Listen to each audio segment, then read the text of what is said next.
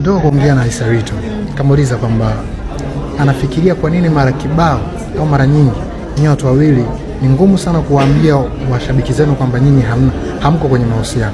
Akaniambia kulingana na kazi na vitu kama hivyo. Na mimi nakuuliza the same question. Kwa nini mara nyingi kuwaambia mashabiki kwamba nyinyi hamko kwenye mahusiano waga ni ngumu sana? Kwa nini unaona tuko kwenye mahusiano? Sababu mimi niko kama representative wa mashabiki wenu. We are not. Hatupo. Kwa sababu hatupo. Hatutaki kudanganya mashabiki. Siku ikitokea tutawaambia, ila hatupo kwenye mahusiano. Kwa nini hawaamini?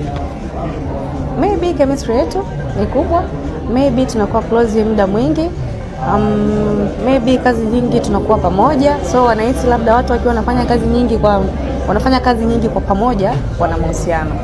Yeah. Lakini kiwalisia hatuko kwenye mahusiano. Ni kweli umeolewa? Sijaolewa. Natamani kuolewa labda.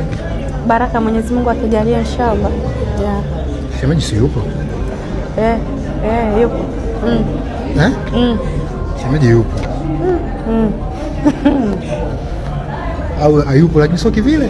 Yaani kuna muda anakuwepo, kuna muda anakuja anapotea. Kuna muda anakuja? Kuna muda anakuja, kuna muda anapotea. Kwa hiyo unashindwa kujibu moja kwa moja. Kama hivyo au hayupo.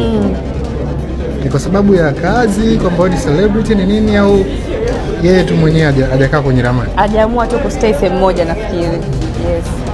Sasa nini mrembo kama huyo? Urembo si mapenzi.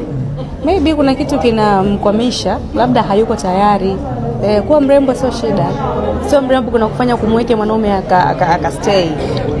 Labda tu mwenyewe ana vitu vingi. Kwa moja na urembo huo, lakini bado kuna watu wanakuja na kukimbia. Sio kwamba kuja kukimbia kwamba jamani